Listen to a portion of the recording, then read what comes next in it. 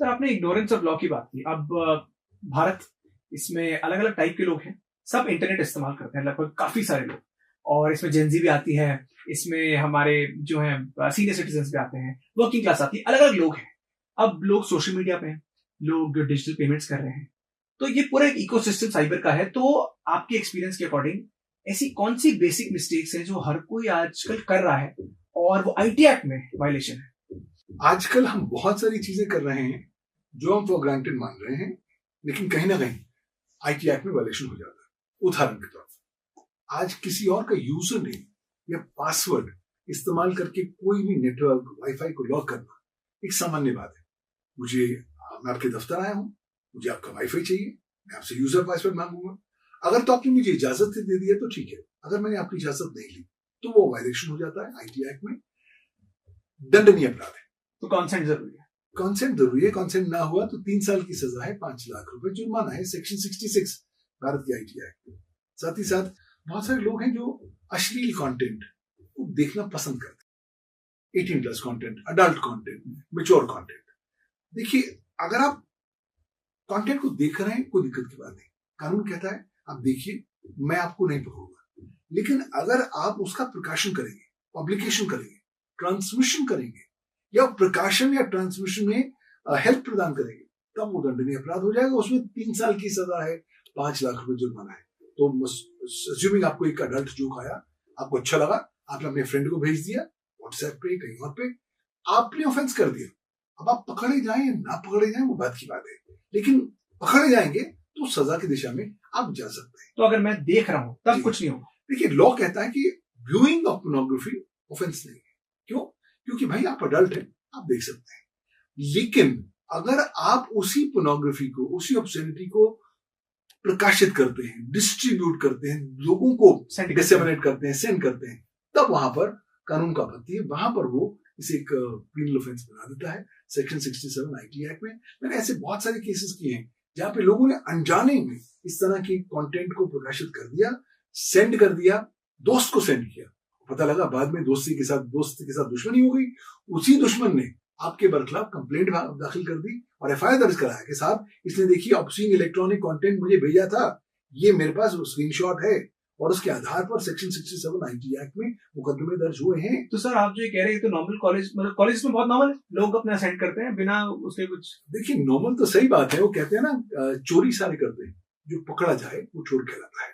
तो आपको ये देखना है कि आप पकड़े ना जाए, कोशिश करें आप कानून की गिरफ्त में ना आए, क्योंकि एक बार आप इस गिरफ्त में आ गए तब मैं आपको विश्वास दिला सकता हूं कि कई साल लग जाएंगे इस कानून के भंवर से बाहर आने के लिए। आज 2025 है, मैं 2002 का एक साइबर क्राइम का मुकदमा कर रहा हूं। आज करीबन 23 साल हो गए हैं, अभी भी मुकदमा पूरी तरीके से फर्स्ट लेवल पर क्लोज नहीं हुआ है। First level 23 years. जी हाँ।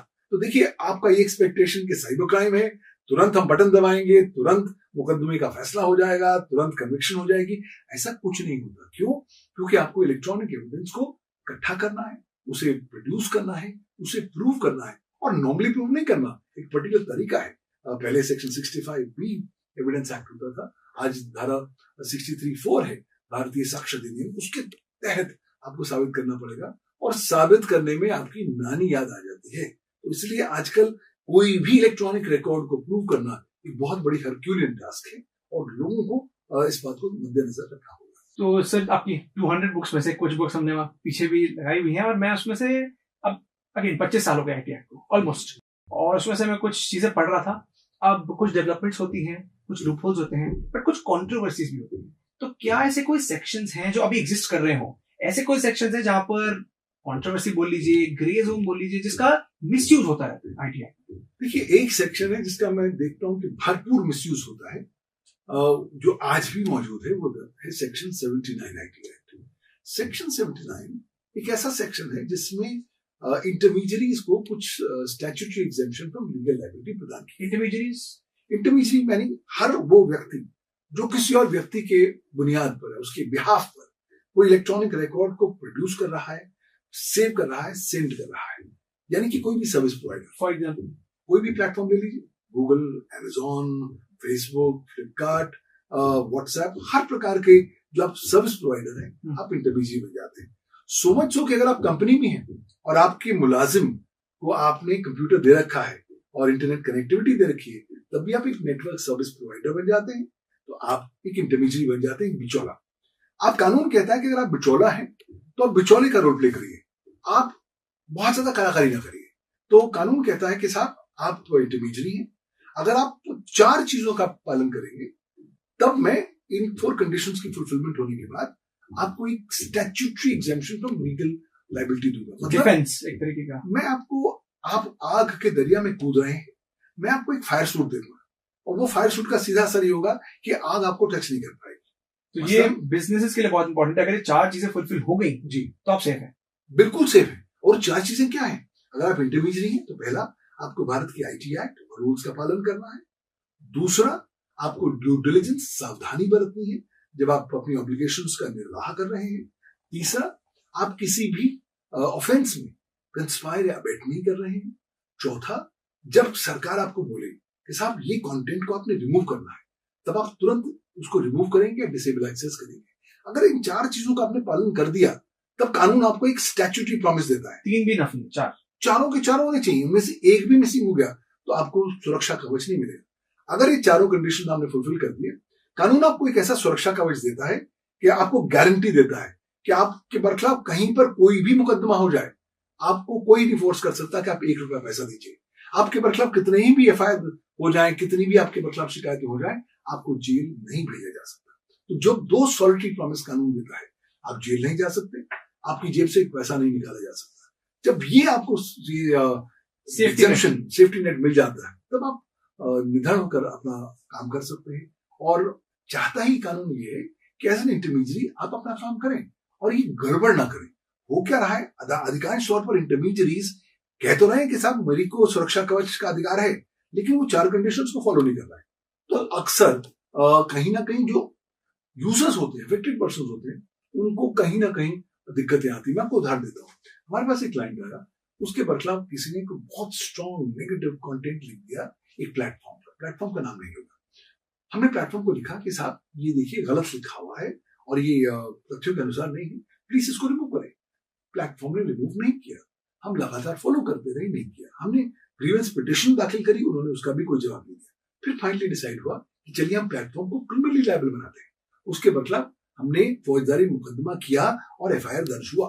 तो ये साबित कर दिखाता है कि देखिए, अगर आप ढीठ होकर कानून का पालन नहीं करेंगे, तब तो आप आग के साथ खेल ही रहे हैं, आपके बरखिलाफ मुकदमा हो सकता है। ऑप्शन नहीं। लेकिन अगर आप ये 4 चीज फुलफिल कर लीजिए तो बिल्कुल बेधड़क आगे जाइए, अपना सारा ट्रांजैक्शन करिए, सारा बिजनेस करिए। और आज तो इंडिया दुनिया का सबसे बड़ा जनसंख्या का राष्ट्र बन चुका है, सबसे बड़ी मार्केट प्लेस यहाँ हो गई है। तो अगर आप यहाँ आकर इस सुरक्षा कवच का बेनिफिट ले सकते हैं, तो मुझे नहीं लगता कि कोई ताकत दुनिया में आपको रोक सकती है आप अपनी इकोनॉमिक फ्रीडम की ओर जाने में। लेकिन अधिकांश तौर पर मैं देखता हूँ कि सर्विस प्रोवाइडर्स कहीं ना कहीं कच्चा खा जाते हैं।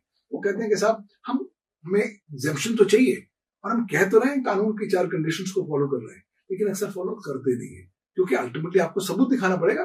मैं ये तो नहीं कह सकता साहब मैंने 4 कंडीशंस फॉलो कर लिए।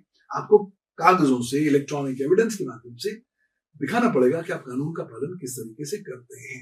अधिकांश तौर पर मैं कई बार ये भी देखता हूँ कि बहुत बार आजकल नेगेटिव रिव्यूज आ जाते हैं। हमारे क्लाइंट आए, उनके बरखिलाफ किसी कॉम्पिटेंट ने अनाप शनाप करके नेगेटिव रिव्यूज डाल दिए और झूठे अकाउंटों से, गूगल रिव्यूज होते झूठे अकाउंटों से डाले, फेक नेम से डाले। अब और इस आधार पर डाले जो चीजें कभी मौजूद ही नहीं थी। मसलन उस रिव्यूज में बोला गया, हमारे जो क्लाइंट था वो रेस्टोरेंट था, कि उनके यहाँ रेस्टोरेंट में ये चीज मिलेगी जो हमारे मेन्यू में भी नहीं था, वो भी उन्होंने कहीं ना कहीं अनाप शनाप लिख दिया। हम लोगों ने उसको जाके सर्विस प्रोवाइडर को बोला, उसको सबूत दिया। फॉर्चुनेटली कानूनी लीगल प्रोसीडिंग्स होने से पहले उन्होंने रिमूव कर दिया। लेकिन अगर वो ना रिमूव करते तो हमारे पास कोई ऑप्शन नहीं था, हमें कानून का रास्ता जाना ही था। तो कहीं ना कहीं मुझे लग रहा है अगर आप इंटरमीडियरी की जिम्मेवारी को और ज्यादा इन्फोर्स कर पाए अंडर लॉ तो अच्छा रहेगा।